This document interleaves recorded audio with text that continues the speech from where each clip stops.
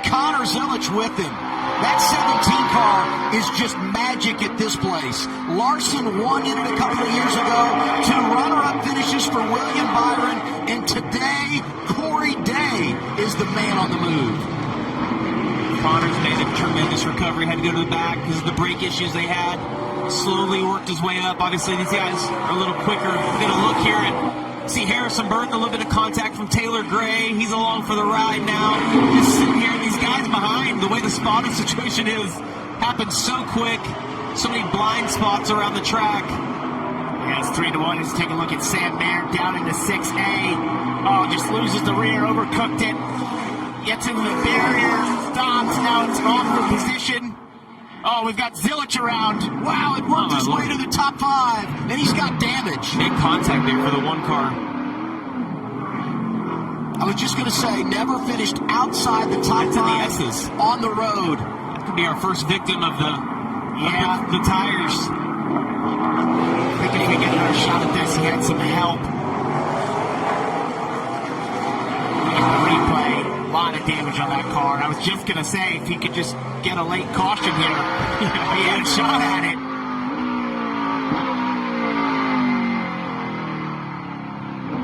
Here's the replay. So out of 2, heading towards 3. Corey Day gets a little sideways and just hits him in the left rear.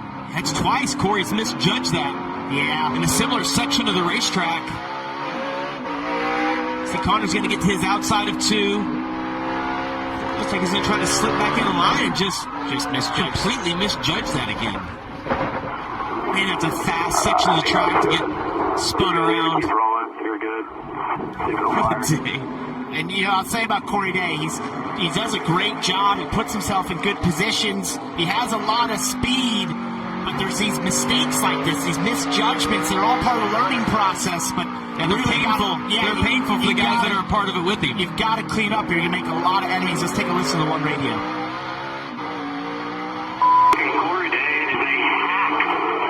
Absolute hack. Well, that wasn't... I would say that... we're with you, Connor. It's frustrating when you're on the receiving end of that, but as you said, Parker, it's part of learning, and he needs to slow down just a little bit, right? Like, it doesn't have to be a big difference. You've had an epic day. We've praised the position that he's put himself in, but you can't. He had the same issue last week at Atlanta, and you can't continue to do it every week. You can have one of those every 5 or 6 races, but you can't have it weekly. It will come back to haunt you. Great days like this will get taken away. Jesse Love and him have a lot of contact out of turn 1. Love up to 4th. Yeah, I mean, I think everybody saw what happened. I don't need to explain myself, but really unfortunate. Our Rotor Chevrolet was really fast. We had to change left for a brake and the entire caliper, and I hate that it ended like that for us. We were going to finish top 5 there, and same guy every week that does this. So hopefully he can figure it out, but unfortunate. I know the day had its challenges, as you said, and the result wasn't what you wanted.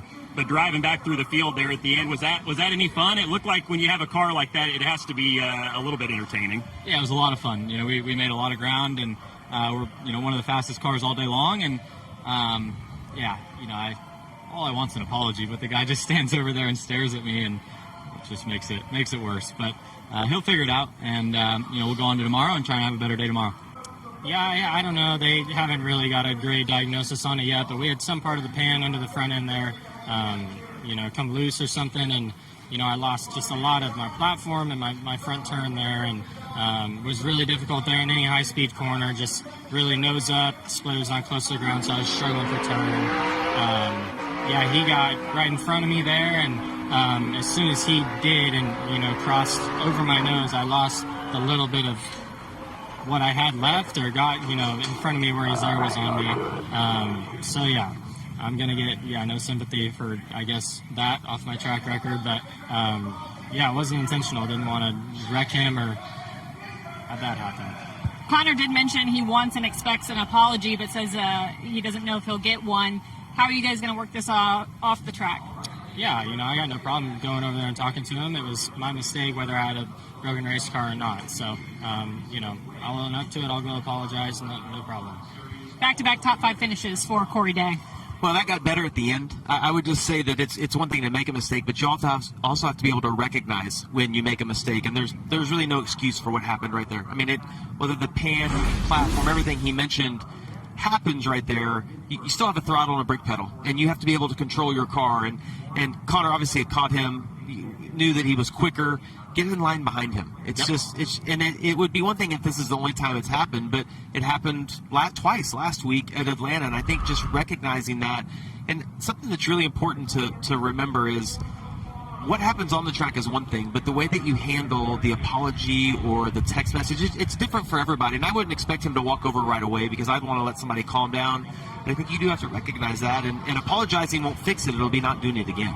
Yeah, I was glad he owned up to it there in the second portion of that, because I think to your point, you have, first and foremost, you have to drive your race car and take care of your race car. Whether the situation is with your race car, you're going to learn in stock car racing, it is very seldom going to be perfect. It more often than not is going to have issues, low grip situations, aero scenarios, all those things, and you have to be cognizant of those and drive to knowing those can happen, and drive, and also be forward enough to say, hey, I'm in a good position, I'm having a good race, no reason to push this to end up spinning a guy off like that who's that fast and who you're going to be around in more races to come. So I think there's a lot of lessons to be learned. There's speed there.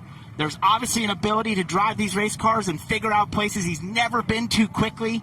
But like we said earlier, got to clean it up.